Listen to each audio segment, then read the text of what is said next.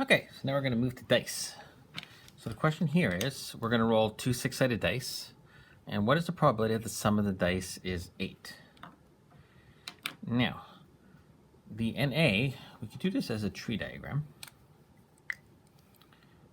That's my NS color.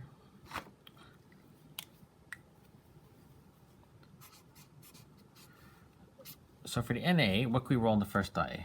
If we roll a 1, we're not going to get an 8. So we could roll a 2, followed up by a 6. We could roll the 3, followed up by a 5. We could do a 4, followed up by a 4. A 5 and a 3, or a 6 and a 2. Which means overall, there's 5 ways of doing that. And our NS is going to be, well, there's 6 ways to roll the first die, and then 6 ways to roll the second die. So really this is like 5 ways and then 1 way. There's 5 ways to reasonably get an 8, and then there's only 1 way after. This is 6 and 6, which is 36. And putting that together, we find that the probability of getting the sum of 8 is going to be 5 out of 36. I'm going to show you another way of actually doing this one. It's a little less elegant, but it's effective. So not pretty, but effective. What we're going to do is we're going to make kind of a big table. 1,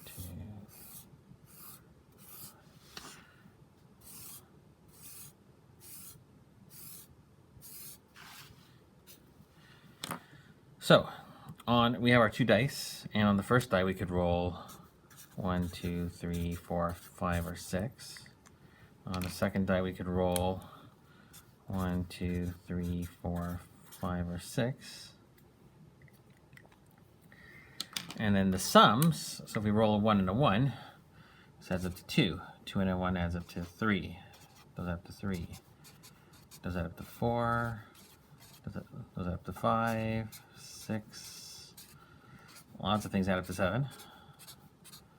Right? 4 and 3. 3 and 4. 8.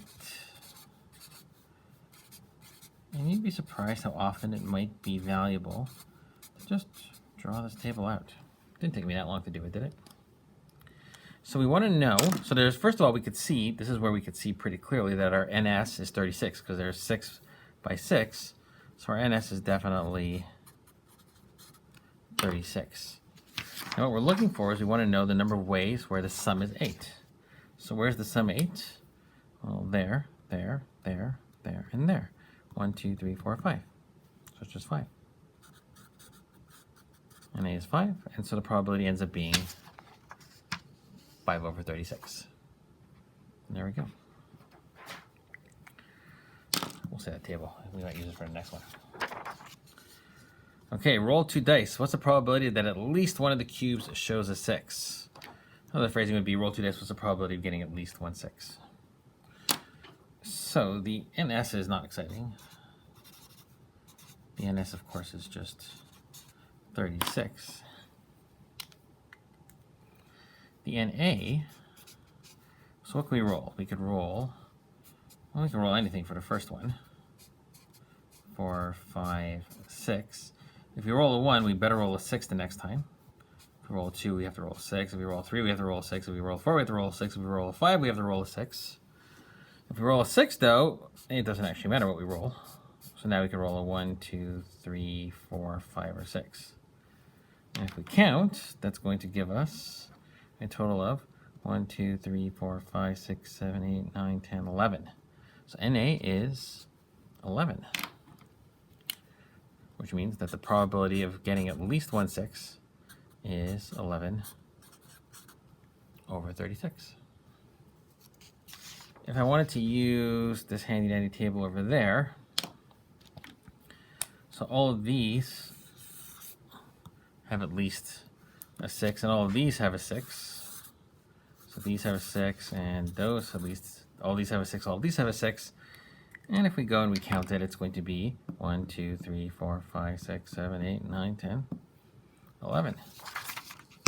11 out of 36. Okay. don't think we need this anymore. Because now we would need a 3D chart. Because now we're rolling 3 dice, 3 six-sided dice. And I want to know what's the probability that they are all 4s? Well, here the NA is not that exciting. There's only one way to do it. You have to roll 4 and a 4 and a 4. A 4, a 4, and a 4, which means there's really only one way of doing it. The answer is 1. The NS is going to be, so there's, right, when you roll the dice, there's 6 ways, and then for each of those, there's 6 ways, and for each of those, there's 6 ways. So that's going to be 6 times 6 times 6.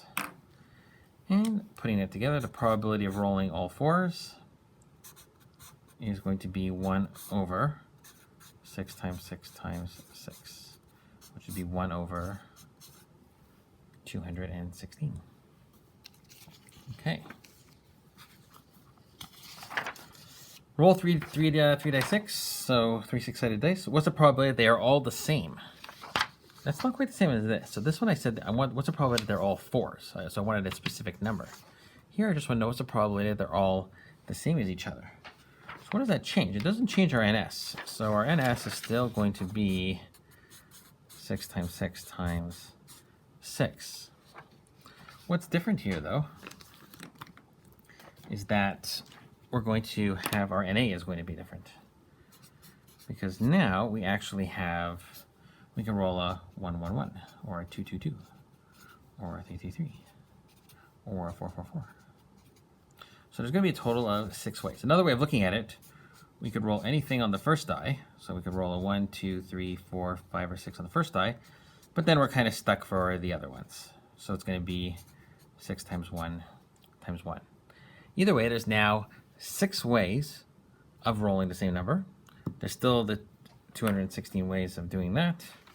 So, putting it together, we know that the probability of getting it is going to be 6 over 216, which is 1 over 36, which is some appropriate percentage.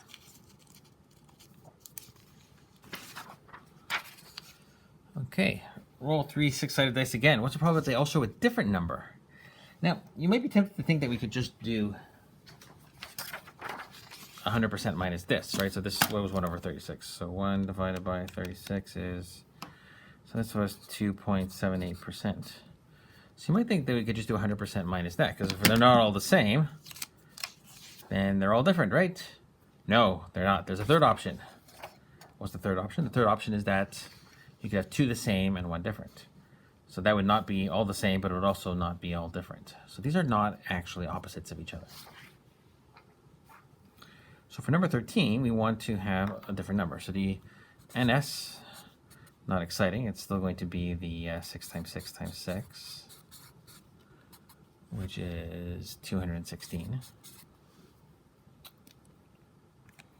Now the NA, so let me try to get myself back onto the screen here. So for the first die, we can roll whatever we want. We have 6 options, 3, 4, 5, 6. For the second one, we can't match the first one. So now there's only 5 options for each of those. And then for the third one, we can't match either of the 2 because it can't be the same as anything that's been rolled before. So now we only have 4 options. So it's going to be 6 times 5 times 4. So NA is going to be 6 times 5 times 4. I can put it together, which is 120. So that's going to be 120 over 216, which is a pretty respectable 55.6%. And that's that.